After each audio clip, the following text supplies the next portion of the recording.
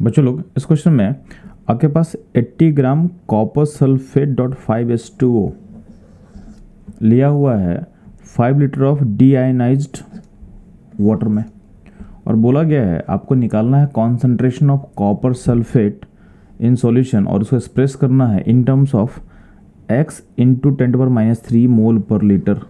यानी बेसिकली आपको copper sulphate का मोलरिटी पता करना है, ठीक है, और उसको एक्सप्रेस करना है in terms of x into 10⁻³। तो आपसे पूछा गया इसमें x क्या होगा, तो ध्यान देंगे। सबसे पहले हम लोग क्या करते हैं कि कॉपर सल्फेट डॉट 5H2O का आप मोल पता कर लो, क्योंकि आप अगर इसको देखोगे तो जितना मोल होगा A उतना ही मोल होगा आपका कॉपर सल्फेट, ठीक है। तो ध्यान देना, सबसे पहले काम करेंगे हम लोग कॉपर सल्फेट डॉट 5H2 का मोल निकालेंगे। तो मोल कैसे निकालेंगे, तो आपको वेट दिया हुआ है, तो इसका मोल निकालने के लिए क्या करेंगे, weight by molar mass. Weight आपको दिया हुआ कितना, 80 ग्राम, ठीक है, और मोलर मास कितना होता है, कॉपर सल्फेट डॉट 5H2 का मोलर मास होता है 250। तो इसका मोलर मास हो जाएगा बच्चों लोग 250 ग्राम, ये हो जाएगा 250, ठीक है। तो ये आपका निकल गया moles of copper sulphate dot 5H2O। तो जितना moles of copper sulphate dot 5H2 होगा उतना ही मोल होगा आपका कॉपर सल्फेट का। तो सेम जो मोल होगा कॉपर सल्फेट का वो भी सेम ही होगा। तो हमको मोल मिल गया कॉपर सल्फेट का। अब हमको निकालना है इसका मोलरिटी। तो मोलरिटी कैसे निकलेगा इसका, तो मोलरिटी इक्वल टू क्या होगा, mole by volume of solution litre.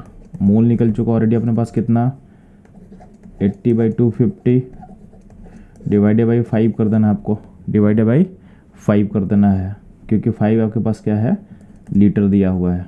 तो इसको अब जब सॉल्व करोगे तो यह आ जाएगा 80/250 इंटू यहाँ पे हो जाएगा 5। और 5 से जब आप देखोगे तो 5 से ये जो आपका 16 टाइम में कटेगा, ठीक है। तो 16/250।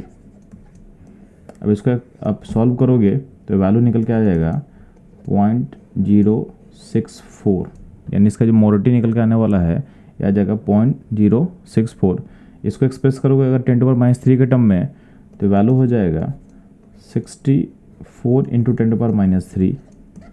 अब इसको अगर अपने गिवन क्वेश्चन के इन्फॉर्मेशन से मैच करोगे तो जो x का वैल्यू आ जाएगा 64 हो जाएगा, यानी आपका जो x होगा ये हो जाएगा 64, यानी हमारा जो करेक्ट आंसर इसका होगा ये होगा 64।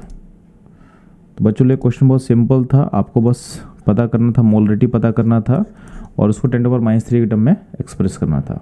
तो ये था इस क्वेश्चन का एनालिसिस एंड सॉल्यूशन। मूव करता हम लोग नेक्स्ट क्वेश्चन के एनालिसिस पे।